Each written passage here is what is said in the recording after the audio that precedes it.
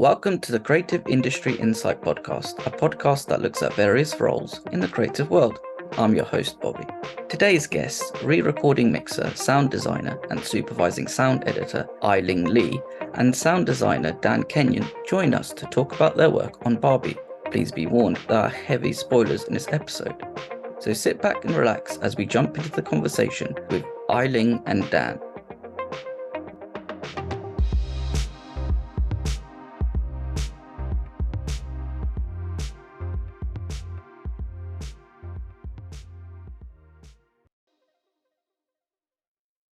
Hi, Ai-Ling and Dan. Thank you for joining me today. Thanks for having us. Thank you. We're here to sit down and talk about the hit film Barbie, which came out a few weeks ago and is literally just snowballing in success each day and every week, breaking new records and whatnot. How have you found the reception of the film and how everybody's sort of really taken it on board? It's pretty crazy because Ai-Ling, maybe you could say the same thing, but I've had people that I haven't talked to in years, people from high school, people from, where I grew up, and everybody seems to be reaching out and saying, like, I saw your name in the credits and how much they loved it. And not only that, but they're like, I'm planning on seeing it again. And everyone's seeing it with different groups of people. And it's super exciting and it's everywhere. I mean, it's really bringing people together and, of course, bringing people into the movie theaters, which is what we all want. So it's been really, really cool and exciting seeing that.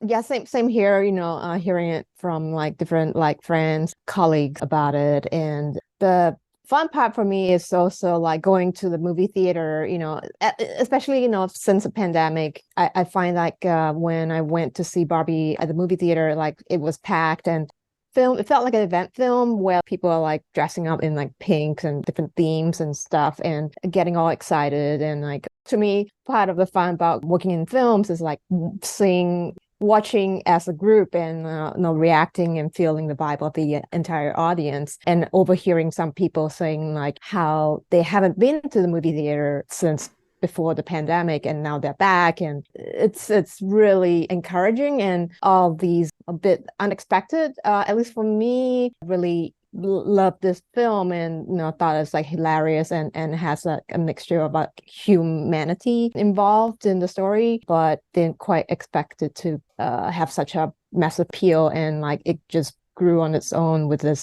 all this hype and like with the media and everything. And it's great to see everyone into it, and hopefully everyone will stay on watching more movies at the movie theater.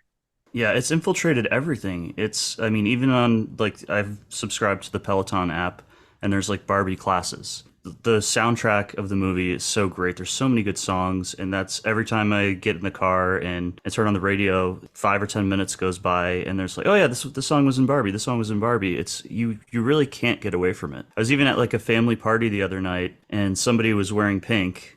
And I heard someone across the room say, "Oh, you're all like Barbied out. Like you're in Barbie pink." It's just literally everywhere. Like we're just surrounded by it. It's really, really cool to see a movie do that. I think the way that it's all just the whole marketing of the film has been insane in terms of that first teaser trailer having that homage to 2001, and then how it's like snowballed, and then on top of that, the like with it coming out at the same time as Oppenheimer, the memes and the people doing double bills. I think I saw one viral video where this person was in the cinema where they were wearing a black dress ready for Oppenheimer, and then they were like off to the next screen to see Barbie, and then they pulled like a toggle on their dress, and then it went from black to pink, and it's just like, wow, like fair play on putting all that effort in, because that's quite Oh it yeah, must have been like a lot of time to do that. totally. But on top of that as well is like the amount of people's reactions to it, and as you're saying, it's become an event film. And last time I think that I remember people going to see a film, like flocking to see it, was probably Avengers Endgame, where that was like sold out and sold out. And yeah, it just seems like just like non-stop, like constantly doing well. And I think now it's crossed over $1 billion at the box office, which is like, wow. It's unbelievable. Yeah. Yeah. That's Avengers money right there. It's crazy. Yeah, they just made such a well-rounded, smart film that everyone could resonate with, everyone could connect to, everyone could identify with. I think that speaks to why it's so successful, or one of the reasons it's successful for so many reasons. It's so well done in so many different aspects. Yeah, exactly. Just before we sort of jump in about how the project came about, I've had a couple of sound designers on the show before, but Ai-Ling, you're going to be the first re-recording mixer and supervising sound editor on the podcast. For those who don't know, what does those roles entail on a film? So typically in the film post-production sound process, in the order where the work would happen, the supervising sound editor would start the show first and have meeting with the filmmakers to discuss what the tone and the sound palette and stuff is for the film.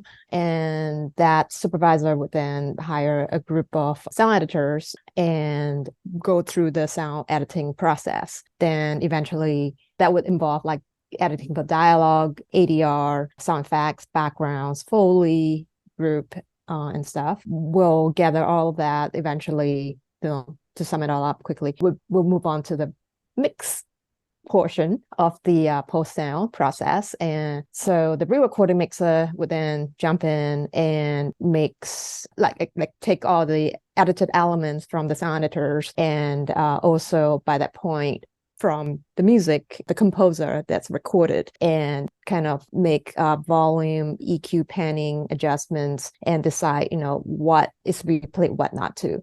I kind of like for, non-sound people kind of like describe it, because sound is like something you don't see visually. So it's kind of hard to describe it clearly. So I kind of describe it as like, sound editing is like on set. It's almost like a set designer, set builder, set decorator. You come up with the backgrounds and everything and the costumes and all that. And then the re-recording mixer is almost like the cinematographer that you will know, depending on how you light and you frame and how you pan and what your focus is for that point in the scene. That's how I kind of describe the two jobs. This sounds like you take on a lot of work, and I think you use the analogy really well that there's sort of two jobs, that one is like the sort of production design of it all, whilst the other is like the cinematography of it. And it's hard to describe to someone that like how sound is created, because we're so used to, when you're seeing a film, it's so visual, but with sound you don't realize, I guess, as an audience member, just how well it's done for you to be put into the scene as well. And I think as audience members, I think with like when you see stuff on screen and something happens and it might be a mistake, like there's something wrong with let's say the reel is slightly off in terms of there's like a flicker. As an audience member, you might think that's just something that's been done by design. But if there's something sound wise that's off, then that's it really takes audience members out of the film and could really sour their experience. Yeah, especially with dialogue and stuff, because sometimes for us dialogue is like king, in a sense that it's helped to clarify and tell the story. So yeah, it's something that you don't see. So one of the things I liked about sound design in particular, it's like on some films it has the power to kind of like subconsciously affect how a scene feels to an audience or puts them into it, and it could even help make something feel more alive. Yeah, but it's kind of sometimes when it's done well, ironically, what we do is it's so subtle or subconscious that it's not as obvious. So if we do our jobs well, sometimes the audience won't even notice, unfortunately. But they would still they won't be that aware, but they would feel good about watching the. It's interesting to hear, because you're bringing up certain points, really good points, in terms of if something is done really well, audience won't notice it because they're so immersed in what's happening. Yeah, exactly. Let's start at the beginning. How did the project come about, and what was it that made you want to take it on?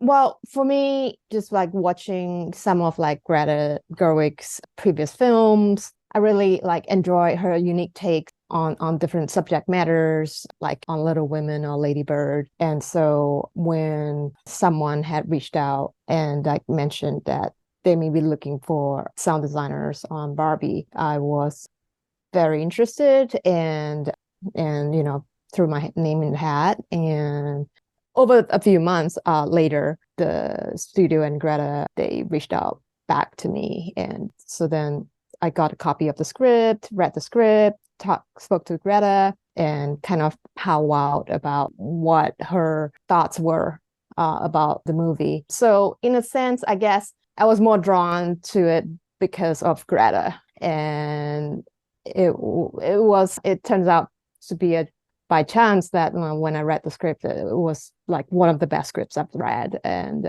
I don't think I've laughed so much over like so much of a script. So, but while discussing with Greta about the sounds and stuff, because originally when I thought Barbie the story, we weren't sure if it's gonna be a intense.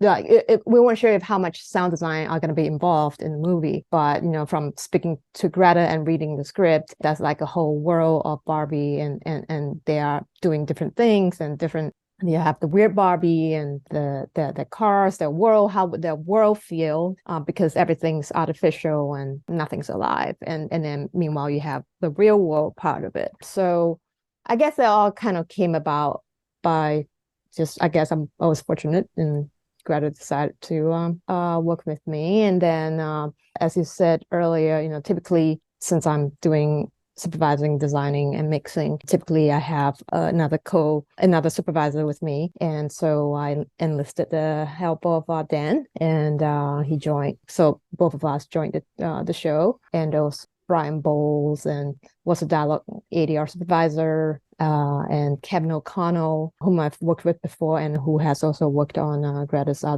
one of her other movie before, I think, was also a part of the film. He's the dialogue music mixer while I would mix the sound effects.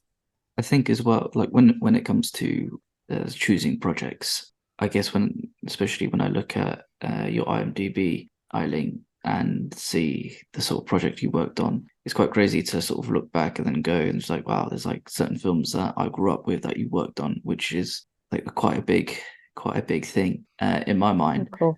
Thank you. Like it's like you worked on The Master of Disguise, and I remember like being a youngster being obsessed with that film. I think I'm literally the only person that I know that's actually seen it, and probably one of the few who would admit that they enjoyed it. But that's neither here or there. But when you've had that so much experience and coming in to something where you read something that hits you in a certain way, where you said that is probably one of the funniest scripts that you've read, then that must really get your creativity start flowing and sort of it probably like spurs you on to really want to get the job more as well. For sure.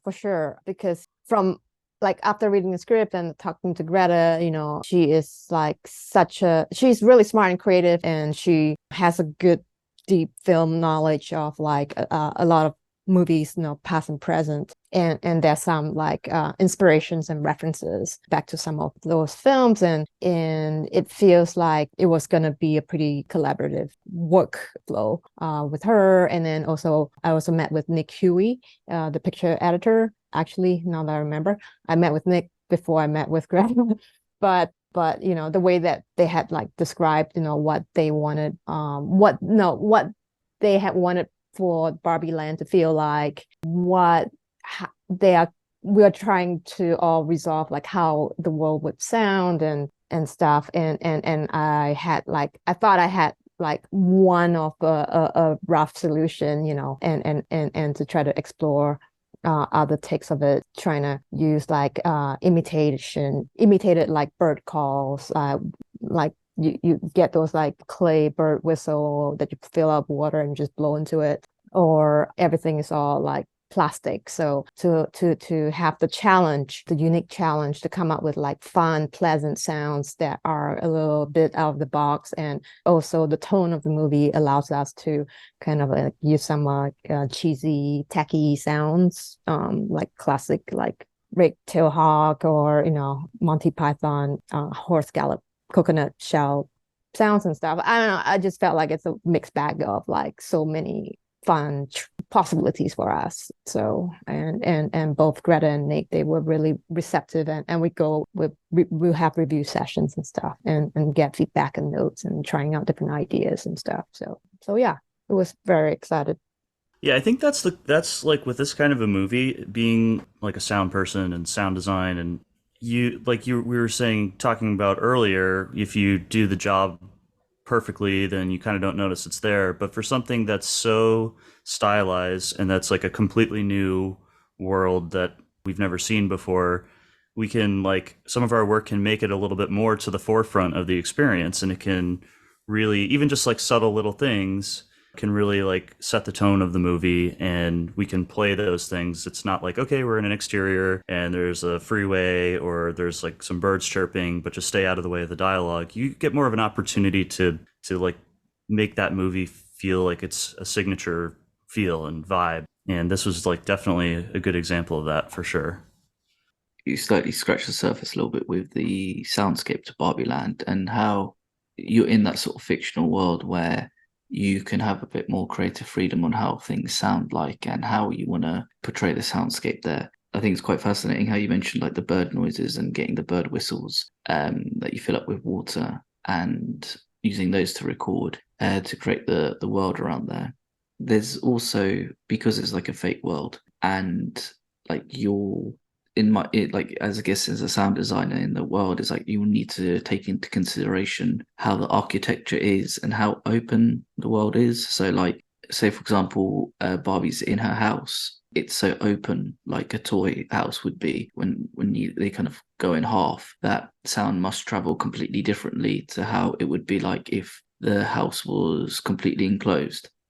So all these are like part of the things that like in the early conversations with Greta and with Nick, it's kind of like, what would Barbie Land sound like? Because it's kind of artificial and it's kind of like an interior world in a sense, but there's no walls anywhere and the doors don't really open. Like the car doors don't open, and that the cars travel like 5 miles per hour. They are never in a hurry to get anywhere. So what will we do with the sounds there? And kind of like imagine if there were like speakers throughout Barbie Land and sounds were piped in, and since nothing's really alive, there's no like real dogs or birds or anything. So what will we hear? And so yeah, we had that imitated bird whistle stuff, and then but then like on like Malibu Beach, we decided to like try to make it sound like a diorama at a museum where you have like this canned loop of like surf waves and like pleasant seagulls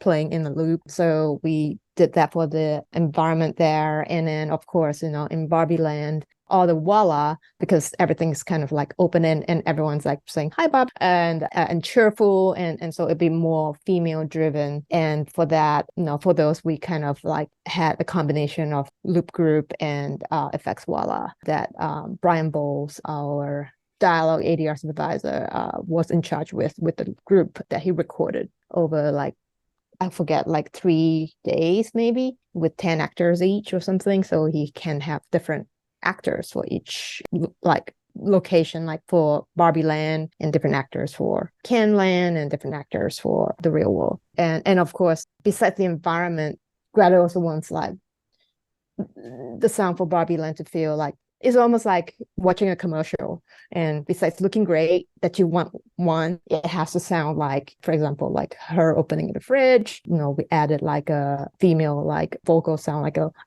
like also like after drinking a cola, and also like to play like with like a fun version, adding like human vocal sounds to imitate things, even for like say someone's like flipping around, flying, like when Ken runs into the wave and he's like flying around the air. I think Dan had added like a vocal sound like imitating like swishing sounds. And when Alan was fighting the other Kens, when they were building the tall wall, we added in like beatboxing kind of vocal sounds on all his punches and kicks and stuff. Things like that kind of made it seem out of this world, but everything is kind of more selective and very curated kind of vibe compared to the real world. I think with the so when you're talking about the curating as well, the sound, the type of there's every sound is like there's every sound that's been chosen is deliberate for it for the scene to work. So you're, for example, like the Alan's fight scenes having that sort of beatboxing sound and that sort of more not necessarily like a fantastical element, but the sort of more of a like a oh where the hell did that come from? That like Alan knows how to throw down, so you kind of want to make it sound more like punchy with all like the same with like when you hear Indiana Jones punch someone, it sounds really strong and tough. Well, yeah. I mean, I guess in a sense, yeah, we definitely want to make it sound like, wow, Alan can fight kind of vibe for that scene. But with the idea about adding like vocal sounds on that or other areas is because we kind of wanted to give it a take of as though, part of the sound palette in Barbie and Kenyon is almost like someone is playing with the dolls and like would mimic the sound. And during the world travel montage, like the boat sound, sometimes like when you hear it, it would sound like it's like a human like lip flap, like blowing through your lips and go like lip flapping, bubbly kind of sound. Things like that just to keep it kind of fun and a little bit, hopefully, give it a little slight twist, typical world. Yeah, and there was other things we did too that weren't breaths. Like we tried to use a lot of toy sounds for different things in Barbie Land, a lot of like toy like sounds, like with we pitch shifted car horns to sound like a little bit more like toys, and use different kind of elements, like a lot, of course, chimes because Barbie's a sparkly world, but like harmonicas and just different kind of toy motors and things like that, just to kind of to go with like the breaths and like that kind of unique vibe of human interaction with Barbie Land, but like everything's like a life-size toy. And I think those two things worked really well together. In terms of like when you come to sort of creating those everyday sounds, so as you say, like a car horn, or maybe even how footsteps would be sounding with certain shoes. You mentioned about how you would sort of take those sounds and then change them to make them sound more cartoonish and a little bit more playful. What is the process of something like that? Is that just more of a, like a research and development of taking a sound and lowering the tone and or playing with tones? Pretty much, yeah. I mean, there's a lot of like we have massive sound libraries of all kinds of car horns and car engines and things like that, and it's really sort of based off of the direction from the filmmakers, what they want, like finding sounds that would kind of fit into that vibe. And oftentimes what we do too is we try just different versions of things. So we'll line up a few different car horns and different pitches of car horns, and it's like you were saying, it's like a research and development kind of thing where we see what kind of works. And between like me and Ai-Ling and some of the other editors and sound designers, we would really explore these various sounds, like the plane at the beginning when Barbie's driving and she like waves to the pilot. That the plane sound went through a lot of different, like, what can that sound like? It can sound like anything, right? But it's all just trial and error, and kind of once we feel like it's in a good place, then we would show it to Nick and Greta and get feedback on it, and it's just kind of a continually evolving process like that, which is fun. I mean, that's one of the fun things about making sounds that are for things that we'd never seen before. Yeah, or like say the ambulance on the beach, when it's kind of transforming from the ambulance into the clinic. We kind of like played around with like some like electric car elements for the engine driving up, and then but once it opens up, there's elements of like a wind up toy that you pull back and you release, kind of like those kind of sounds that we would slow them down or whatever, just for the scale of it, and then add like a musical box chime stuff for like the bits lowering, just to make things feel fun. And we try to avoid like big metal sounds, so that's a lot of like picking out like different plastic container impacts, or like say even like for the car Corvette, when it's like flipping and crashing, we try not to make it sound violent, but instead like fun and plasticky. And so it would be like using like those big plastic container that you use to fill up with like gallons and gallons of water, and like you would throw them, and it has this like resonant plastic sounds. And also, we also enlist some help from our Foley walkers like Andy Malcolm or Dan O'Connell, and they would give their versions of, say, the car landing and give it to us, and we kind of like go through and see what's the best version out of them, and then to give it a bit lighter vibe of it too, to also reflect what we see on picture. They added like a cartoony poof dust cloud, and we added some like same things sound wise with like those magic poofs and stuff, and just like layers of fun, non-violent, non-crashy, or no glass crashes or glass breaks or metal crashes in Barbie Land. Not even a jackhammer we had to make it sound like it's plasticky. So we made different versions of different plastic container hits and stuff and build it into the jackhammer. And then of course we changed all of that stuff too when music comes in and changes. And the music in this movie is so awesome. There's, like I said before, there's so many good tracks, and that just totally brought an entirely new life to the movie when we got that. So then once new music comes in, we have to sort of reevaluate the sounds that we have and the pitch of things, and does that stuff work? Or maybe we have to do a new version, or maybe it's something that's just, we can use the same stuff but repitch it. But maybe all of a sudden now, like the jackhammer, the certain frequencies that are cutting through now, it doesn't sound like plastic. So we've got to like try a different one or make a new one. So again, like it's always kind of changing, which is cool. I think it's extremely fascinating to hear the design process in terms of what sort of instruments you need to create the sound that's going to be used for something completely different. So like hitting the plastic tub for the to sound like a jackhammer sound, which is quite like funny to hear and picture. Somebody's in a recording booth using sort of items that you wouldn't expect to use for people to create the soundscapes for the world. Yeah, thank you. Yeah, I guess that's one of the silly fun parts about sound. Yeah, may not be what you think it is. Especially like if you're a human walking around and turning the faucet on for the tap, you have a certain sound, but then for something to be created in a film, it could be something that's completely different. That's like complete opposite that's being used.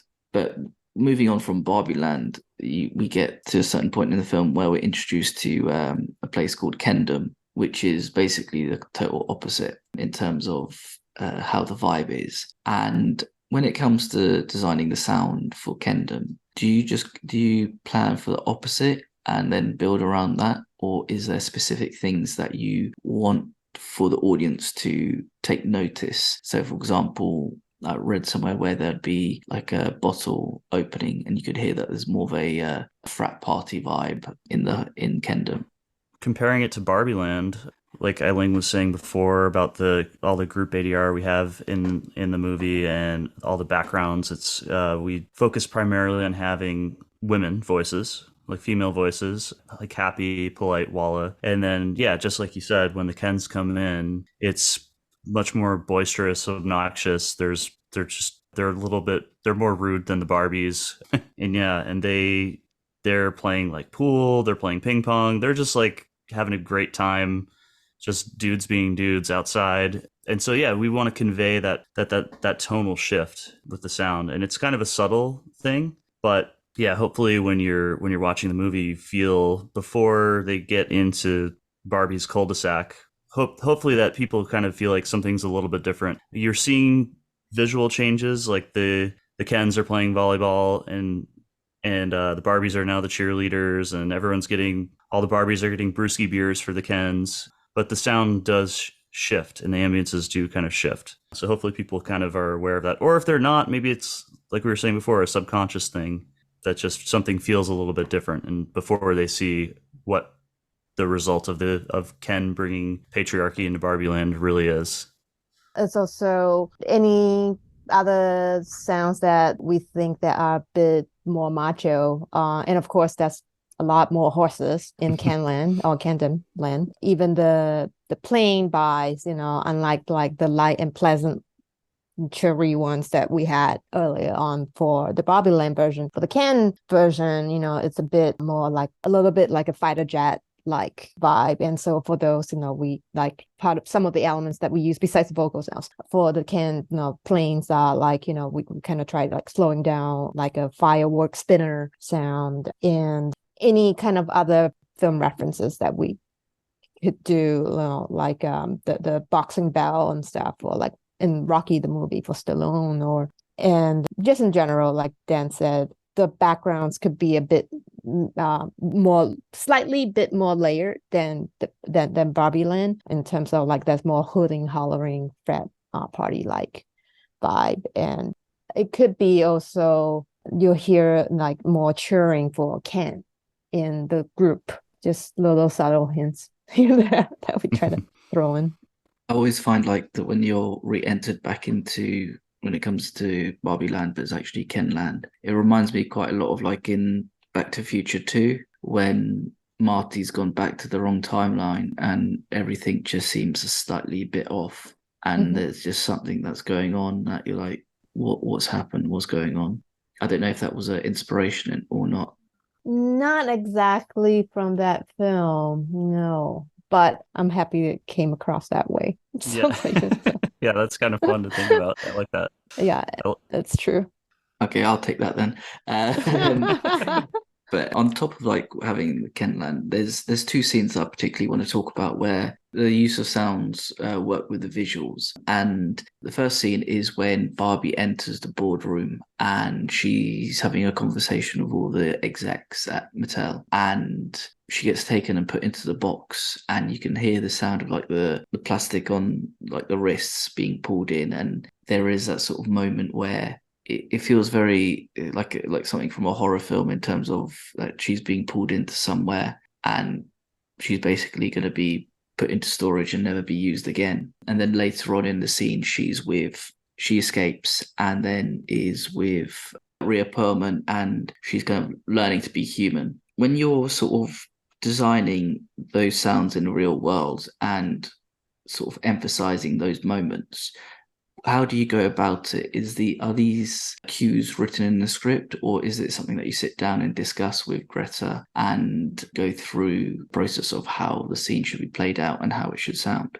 So say for those two examples that you brought up, for the one that when she was in the Barbie box at Mattel's conference room, I don't think we were given much of a direction there, but I think they did mock up something in the Avid. Yeah, exactly. Yeah, in the AF. Yeah. And it kind of it could be from Nick or Greta, and it gives us a slight guidance roadmap on what they are looking for. So we do a better version of it. The gist of it is, for that particular section there, we wanted to obviously to feel like her world is slowly being closing in, and she's realizing that's a bad idea, and so we, with the image that we're seeing, and such deliberate moves by the Mattel execs, with the giant twist ties, so we decide to take a more obvious, like you said, like a heavy, darker, horror-ish moment take of the sound design for that. And as far as later on in the movie, I believe that you're referring to when Barbie was like walking with a Ruth handler in this like space that's like it almost look like a god heavenly space, and then eventually she becomes human. So for that, we had an early temp, and we had added some atmosphere and stuff. And Greta did mention something like kind of like snow. She wants it kind of to feel a bit like water going into it. And so we kind of took roughly those kind of ideas and did a play of it, of just like slow down processed water sounds. It's almost like, kind of like a baby in the womb, or I guess like a rebirth kind of vibe for that heavenly space. And then as she's like as she held Ruth's hand and like and starts like seeing all these like flashbacks of like different women's lives, happy or sad, at different age, young, old, and all that. We tried to we recorded Margot's like close-up breathings and stuff, just so we can feel closer to her, and subtly add like heartbeats and stuff, so that as she grows and becomes a bit more human from a doll. And also during the flashback montage, we just took some of the idea that Greta had earlier on, that how she wants the real world to feel like it is messy, it can be really pretty, it can be ugly, but all in all, it needs to be still beautiful. Some of those flashback montage under the beautiful Billie Eilish song that's played through it. It's fascinating to sort of hear the process behind it and how little it was in the script, and for you guys to sort of step in and play with the sound and really sort of mold the scene, because if you've gone from that more cartoonish world of Barbie Land to now to the real world, which is a lot more harsher and a lot more scarier for our characters, you really played on that sort of element on it and sort of emphasized on that scene more. But then also having later on when Barbie's drinking the tea and whatnot, and being a bit more human, you can kind of play with how that sounds as well. Our whole job really is like kind of scene by scene, just analyzing what the objectives are of the scene and what the story is, and just kind of trying to come up with ways, like you were saying, of how to enhance those scenes and how to make them flow better, and how to make the ideas that we're seeing visually and hearing in the dialogue, like how can we use sound to sort of push those ideas along and make them a little bit clearer. So yeah, that's sometimes it's a subtle thing, and sometimes we just have to try a lot of different things. And again, I'll bring up music, but music changes that too. It's like a scene will feel one way with one song, and then it'll come in and it'll be a completely different vibe. And so then we kind of have to react to that. But it's all about sort of helping each scene through the movie, and then helping the whole storyline overall of the film. Yeah, and then like with the whole like water joke that came about later when she is at the Mattel's conference, part of it is because up until that point, before that, when we're in Barbie Land, there's no water, the Barbie world. And so we had also talked about like a discussion with Greta, would we hear sounds of water in Barbie Land, or maybe it's better not, or whatever. So we did try some and added some water sounds, like when she spits or when she's like taking the shower, and it just seemed really weird. And in the end, it was a better decision not to play sound when she's like drinking or spitting, not to play any water sounds. And of course, when Ryan Gosling runs into the waves, there's no water sounds. But instead, like when she's showering, you hear a water-like sound, but we use rain sticks. It's not like that musical instrument to mimic the sound of water when she's showering. And so yes, all in up to that point when suddenly she's at the Mattel's conference room and she's like pours this cup of water over her face, and you hear all that splatter sounds, and of course seeing the visual. So part of it is, I guess, we had also sonically tried not to give too much of a water sound influence to it until she gets to the real world. Yeah, and that's all fascinating to hear, because you have that trying to get that juxtaposition between the two, but then also introducing a whole new world and sound to Barbie themselves. The second scene that I wanted to talk about was in Kendom, and they're on the beach and they start attacking one another. And it just feels like absolute carnage and disorganization between all the different Kens. And I can imagine that scene being quite fun to design, as you can kind of overlay in the sound that there's going to be a lot of sort of ruckus and chaos going on. What was the inspiration for that scene, and what films did you guys look at to sort of inspire to go about creating the soundscape for that? So that scene on the script that that Greta and Noah had written is described as like Saving Private Ryan, the D-Day beach scene, but with tennis balls, tennis rackets and inflatables and beach balls and stuff. So it's shot so like it's just so funny with all the over the top kind of like reactions and stuff. So our objective is just to help amp up the comedy and the ridiculousness of it all sound.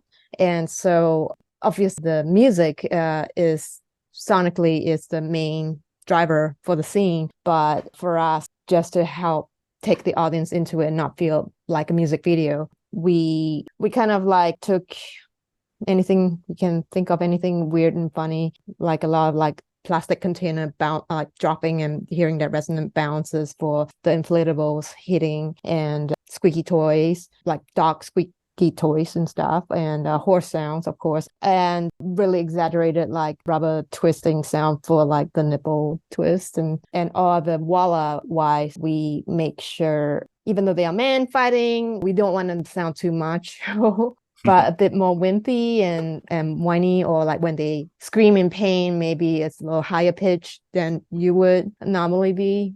And then just to toss it up when Simu is like fighting with the lacrosse sticks, we kind of instead use real short sounds kind of vibe, because everything so far has been like so kind of like a smaller, more grounded kind of sound. So, you know, when Ryan and Simu start using that like superpower stuff, so we give it a more of like a superhero Marvel-ish vibe to it, where the sound is much bigger, more in your face, a lot more low end in there. And then of course the Barbie chimes to the sprinkling and tinkling part of it to get into the ballet dream sequence.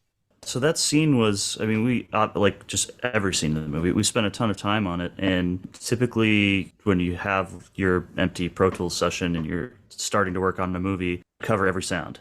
So that's like kind of where you start, and then you kind of figure out what you can take away. Because obviously, if we played every single like inflatable hit, every tennis ball bounce, then it would just sound like a total mess. And then you'd put music on top of that and it would just get messier. But, you know, we kind of went through that a little bit just to find what was the right balance for each part of the battle. For the opening slow motion when the boats are coming in. And then probably some of the busiest it was when the two sides of Ken's both collide and there's like arrows flying through the air and they're just throwing everything they have. And then kind of after that shot, the sound effects that we hear become a lot more selective, because like Ai-Ling was saying, then it's more about the music, and especially when the vocals take over. So it was a whole process of figuring out again, like what can we play, how much can we take out without taking the audience out of what they're seeing. And one thing cool, I think Ai-Ling, you did this, was the that you didn't mention, was the arrows flying through the air. Like that was another. Yeah, you can talk about that one. So that no, go ahead then. Yeah, we started with real arrow sounds, which worked and were fine, but sticking with the theme of like what kind of vocal sounds can we use for Barbie Land, and we swapped those out for like blowing through like a blowpipe sound, like through a PVC pipe. I thought those worked really well. I thought it was a really cool choice.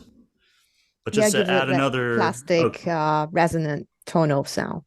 Yeah, for the arrows. Yeah, and that's just one of the layers and layers of sounds in there. But I think that's another good example of just one like little tweak that you can make that just gives it a whole new character to the scene and to Kingdom Land. Yeah, it's just elaborate on what like Dan had mentioned about that sequence visually. There's so many planes of action in a shot, for example, and even though we initially covered most of the things that's in that one shot, but because in the mix we wanted to focus the audience attention on mainly the main characters, on what they're doing. And even though there's a lot of fun stuff that's happening in the background, but sonically sometimes like your brain can only process so many sounds at one time, and when you play too many going on at the same time, you don't really know where you're supposed to look at. So we ended up like thinning things down to hear sounds of like what we want the audience to see to initially go see and focus on the funny things in that one shot, for example, and any like close up that may fly by or ball that may fly by. But yeah, the gist of it is to focus the shot to showcase the funnier bits in one shot, even though there's plenty of other things to see. So you gotta watch the movie again to pick out more funny things. I think that scene could get replayed as well, and you can close your eyes to try hear what other like the layers in the scene as well, and what's been added, and what you can then watch it with your eyes open to see if you can then pick them up on screen.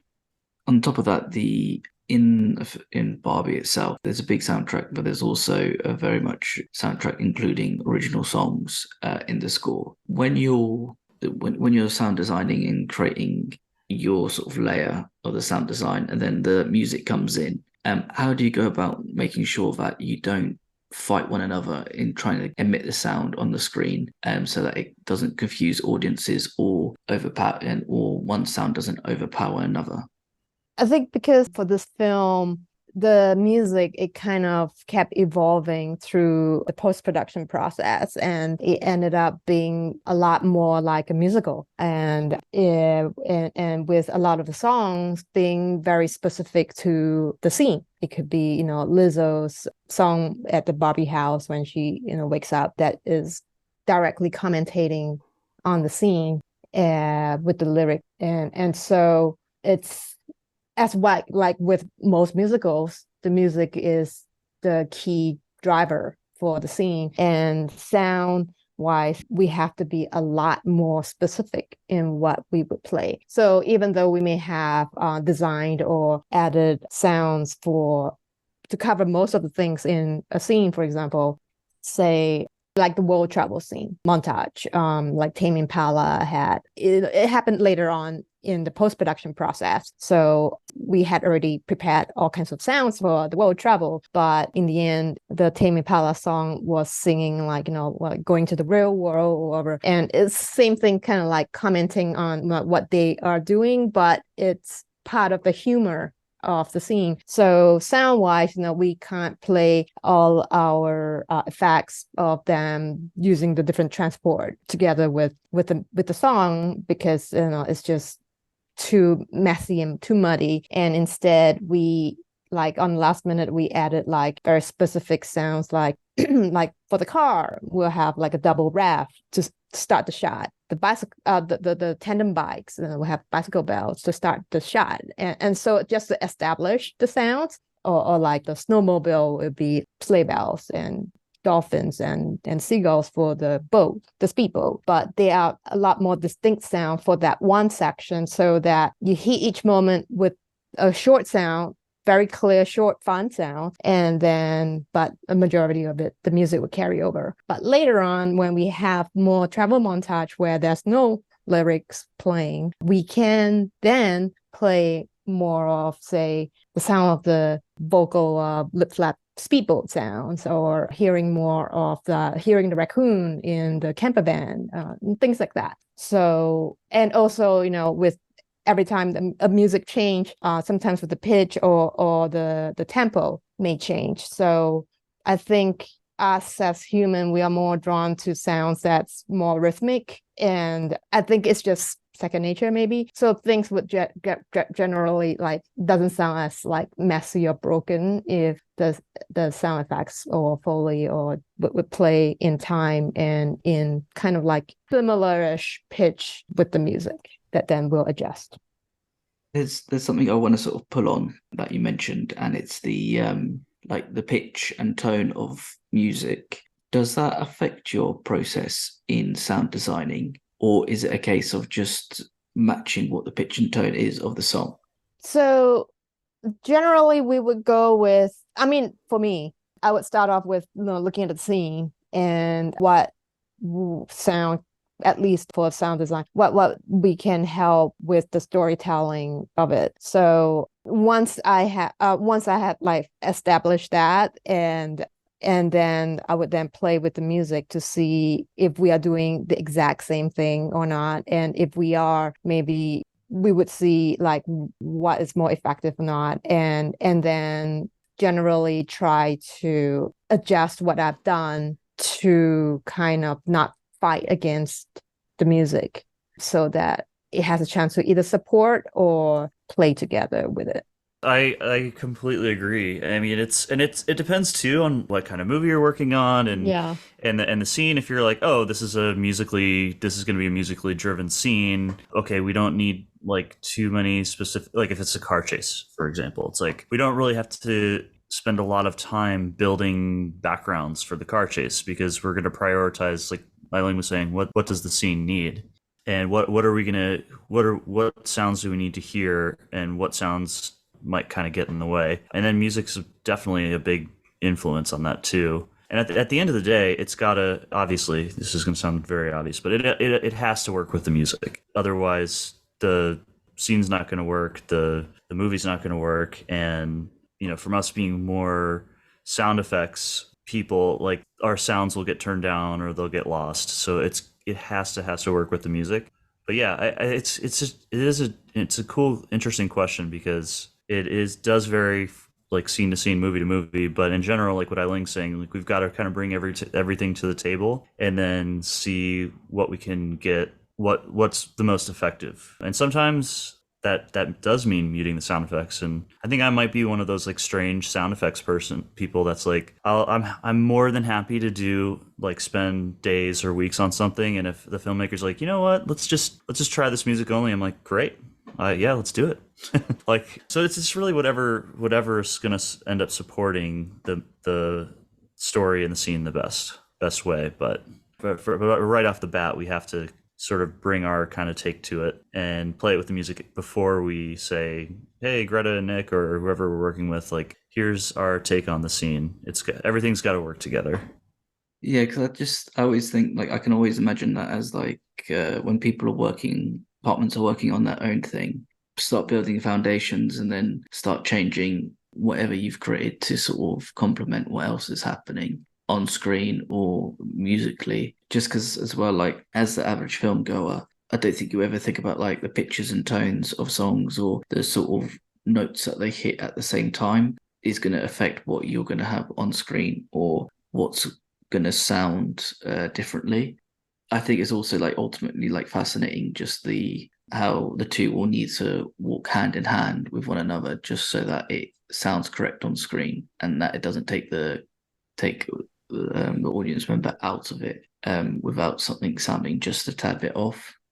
Yeah, I mean, for me, the much more interesting sounding movies they have crafted where the music, how the music and the sound, it plays so seamlessly. Sometimes you don't really know when it's the music and when it's the sound. And in a sense, sometimes it works well when it's not being too like in your face in terms of like telling the audience like, this is how you should feel. I guess to be a bit more subliminal about it, I guess. But the other thing with sound post-production is that most often we don't really get the composer's final score or mock-up of it until like at least mid or 3/4 into our process. And so what we would be working with would typically be temp music that the music editor may have mocked up from using other scores from other movies. And so for design effects wise, I guess we'll just do what would be best at that one moment to serve that scene with a piece of music. And then as it changes, if it's similar, great. If it's not, we'll have to tweak the idea or the tone or the vibe and the shape of it, the arc of it differently, I guess. Yeah, and another thing we do too is just to kind of make sure we're covered on from all sides is we might start, like this was the case with the beach fight, is we'll start with everything, and same thing with design or effects or whatever, and then we'll keep all that work, but we'll kind of mute things that maybe don't work or with the music, or maybe they feeling too cluttered, and then keep them. We don't delete them. So but what that enables is like when music changes, if it's drastically different, we're like, oh, you know what, we could use an arrow whoosh here, or we could use this thing here that just totally didn't work before. Then we have the ability to, rather than start from scratch, we've kind of done that work preemptively. So that's something that can kind of change and evolve as well, depending on the music. When it comes to the sort of like temp soundtracks and score that comes in to you guys and has been mocked up, does that not create sometimes a little bit more of a hindrance when it comes to designing sound because you're not 100% there because you know that the score is going to change and that whatever's been provided is just something there to be put into place? Yeah, a bit, but hopefully, and I would say, I don't know, Eileen, you can weigh on this too. Maybe most of the time, those mock-ups or using score from other movies, that's what their intentions are. That's what their intentions, the filmmakers' intentions are for what the music will be. So we can still absolutely do most of the work, and oftentimes you have to. And again, like I was saying previously, is even if it's temp or whatever, it still has to be presentable because the filmmakers want to know if the scene's going to work or if the sounds are going to work or the tone of the music's going to work. So yeah, I don't really think of it as like, oh, I'll just, this is going to be so different, so I'm going to just kind of skim over this area, because hopefully the reason they put that there is because the final product's going to be pretty similar. It's totally not a hindrance, and it's useful to guide us on how the filmmakers, the director and the picture editor would have edited that picture to that temp score on how the mood, the tone, the shape, the arc, how it builds in that scene. And it's a great guide for us. And I would, do our work against it as best as we can. And it's just part of the work process that later on, when we get an actual music, the score from the composer for the film that's unique to it, usually, yes, they would kind of simulate that shape and arc and tone of the temp music. And I just see it as like, it's just part of our job to then keep improving on something that we already try to do it the best that we can. It's a long process of making things more perfect as we work towards over the several months. Yeah, and because when we do something like that, especially if it's early on and it's a mock-up score, we don't really do like a one and done pass. We're like, it's all in phases. So we'll do a whole pass of the movie for a temp mix, and then like over the next several months, like Ai-Ling was saying, we're constantly tweaking and improving the sounds and sound design, and they're improving the music, and so it's going to constantly evolve anyways, because how can we help the scene a little bit more? And we just go over these movies like millions of times. So yeah, it's just part, like Ai-Ling was saying, part of the process, and it's hard to ever kind of feel done with certain things, especially with sound design, because it's oftentimes so subjective. Sometimes your first or second thing that you come up with works really well, but most of the time it's like, I don't know. Even for me, like I could watch something a bunch of times. That's cool. Yeah, it's working really well. Like I wouldn't change anything. But then maybe a month or two later, you're like, oh, you know what? I think this needs this, or there's too much of high end, or I have another thought for a sound that could really work well here. So it's always changing. Our work's always changing, anyways. You mentioned it as well as like they've put stuff there for a reason, and then your work is always going to change.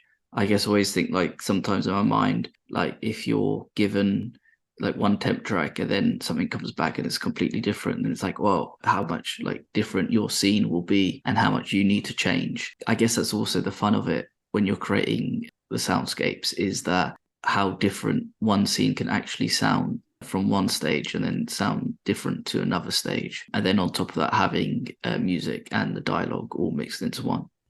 Yeah, that's the process.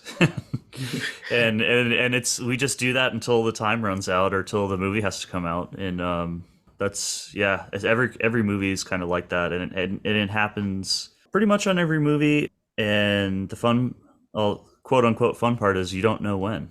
Could happen during a temp mix when you have to finish the movie, the mix of the movie the next day, and it has to go to the theater 2 days after that. So yeah, it's nice to avoid those, or to get heads up on when things are going to change or new scenes are going to be added or music's going to be swapped out, but we don't always know. So yeah, it's just the part of the hecticness of the process.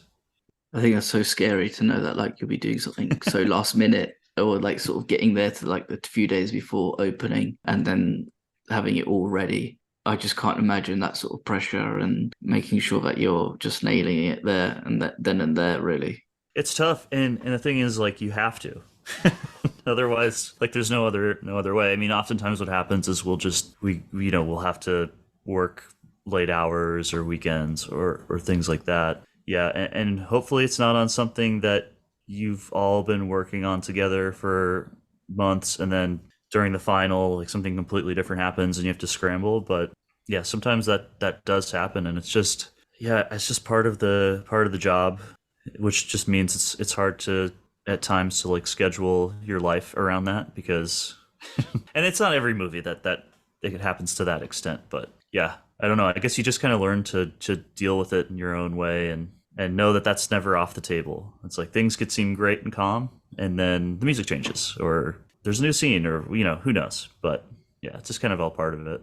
Still, hats off to you guys for being put under so much pressure and delivering at the same time, which is just like, wow, incredible. Just to wrap up the episode, what was your favorite scene to create the sound design for? It's a good question. Ai-Ling, do you For have me, one? it's the video, the beach fight. Beach fight, yeah. Yeah, but we've kind of talked about it, and it's just so ridiculous in what they do.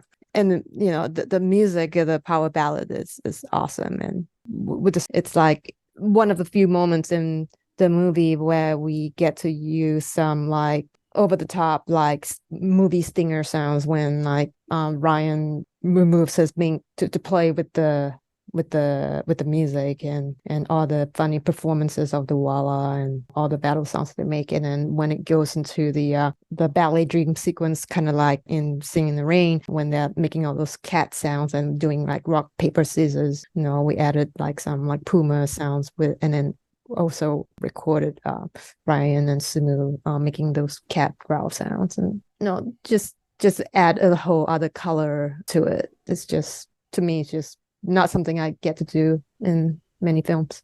Yeah, that sequence is so great, and that song is just so good. It's just I haven't looked up to like see which song is kind of performing the best, but I think that might be the one. I just saw it was like it's been streamed over 22 million times on Spotify. I'm like, that's incredible.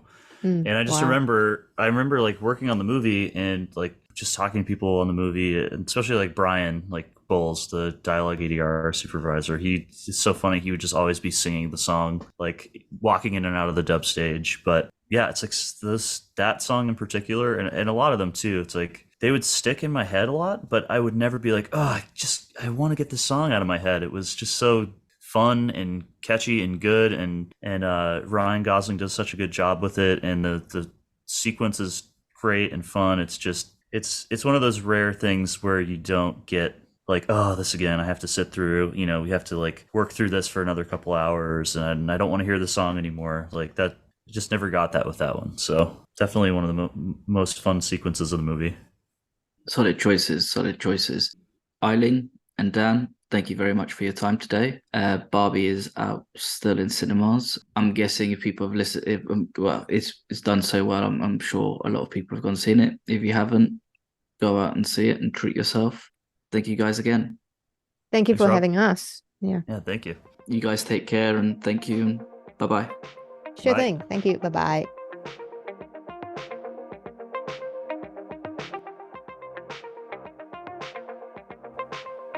Thank you for listening. Please subscribe, rate, and review this podcast.